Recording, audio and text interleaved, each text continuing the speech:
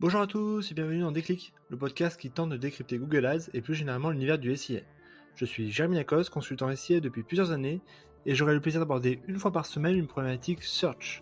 Sans langue de bois mais toujours avec bienveillance, l'ambition au cours de chaque épisode est de déconstruire les mythes autour de Google Ads, une plateforme qui vient de fêter ses 20 ans en partageant mes échanges, lectures et retours d'expérience. Pour ce 20e épisode, je vous propose de prolonger notre série sur les stratégies d'enchères en abordant le ROAS, c'est-à-dire Return on Ad Spend. Autrement dit, pour 1€ investi en achat média, combien d'euros j'arrive à générer? Cette stratégie de smart bidding va essayer de maximiser la valeur de chaque conversion générée, de manière à atteindre les objectifs de rentabilité fixés. Prenons l'exemple d'un annonceur qui fixe son objectif de ROAS à 500%. Cela veut dire que pour chaque 1€ investi, est demandé à l'algorithme de générer 5€ de conversion. Dans ce cas-là, Google définit lui-même les CPC cibles en fonction de la probabilité d'atteindre ce ROAS. Stratégie surtout utilisée par les acteurs du retail et encore récente, elle semble s'adresser à date surtout aux annonceurs matures. Les freins majeurs pour son développement sont son intégration un poil technique et le changement nécessaire de mindset dans les organisations trop longtemps habituées à chercher le plus de leads, peu importe leur valeur. Allez, je compte les points. Le premier argument est l'approche héroïste. Avec la stratégie ROAS, vous pilotez désormais vos campagnes Google Ads en fonction de la valeur générée par les différentes conversions. Ainsi, il va privilégier une conversion qui se situe à 900% de ROAS versus 3 conversions à 200% de ROAS si vous fixez bien entendu un ROAS élevé. Tout l'enjeu pour vous va être donc de définir un ROAS intéressant où vous dégagez une forte rentabilité sans pour autant qu'il soit trop élevé, au risque sinon de limiter la diffusion des campagnes. Dans ce cas-là, il faudra que votre architecture de campagne prenne en compte ces différences de ROAS avec un regroupement par produit de même ROAS pour avoir un ciblage fin. À la clé, la garantie que vos campagnes soient rentables. N'hésitez donc pas à voir un peu large et à mettre un ROS légèrement supérieur à ce que vous avez identifié, de manière à prendre en compte la cannibalisation SEO et votre modèle d'attribution qui peut fausser partiellement les données. Le deuxième argument est le temps réel. En fonction des offres, de la saisonnalité du stock de marchandises, votre rentabilité peut varier sur les différents produits que vous mettez en avant. Grâce à la stratégie ROAS, vous pouvez intégrer cette variation très facilement, un peu à la manière de ce qui est faisable sur les campagnes Smart Shopping. Ainsi, au lieu de chercher à générer un volume de conversion dont certaines ne sont pas forcément rentables eu égard au CPL cible, vous irez chercher uniquement de la rentabilité et ce en quasi temps réel. A l'inverse, ces stratégies ROAS présentent plusieurs limites. La première est la maturité forte. Elle suppose en effet deux choses.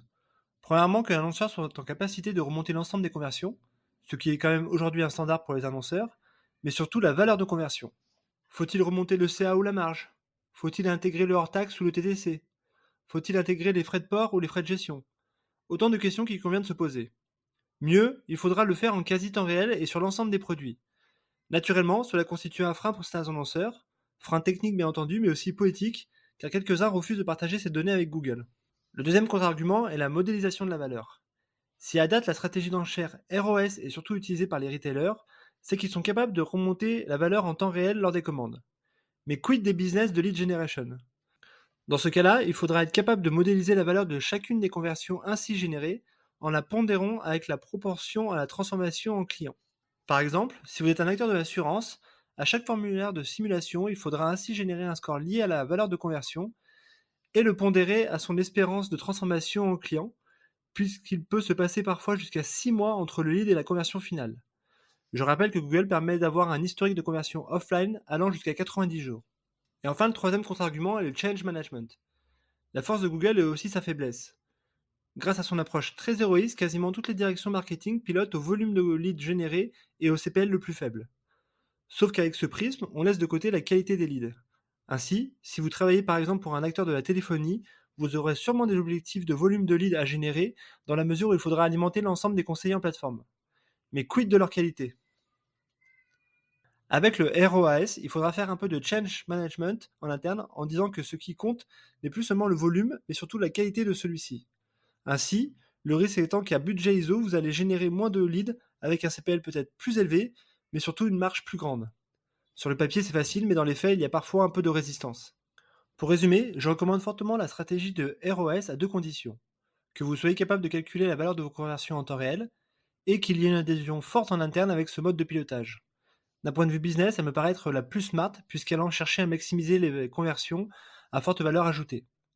Comme toujours, je vous recommande de mettre en place un CPC max pour ne pas laisser carte blanche aux algorithmes. Voilà, ce 20e épisode touche déjà à sa fin et j'espère que vous avez eu le déclic. Comme toujours, je suis preneur de vos retours, propositions de sujets en commentaire ou par message privé sur LinkedIn. D'ici là, prenez soin de vous et si vous me cherchez, vous savez me trouver. Sur Google, bien sûr. Allez, à la prochaine!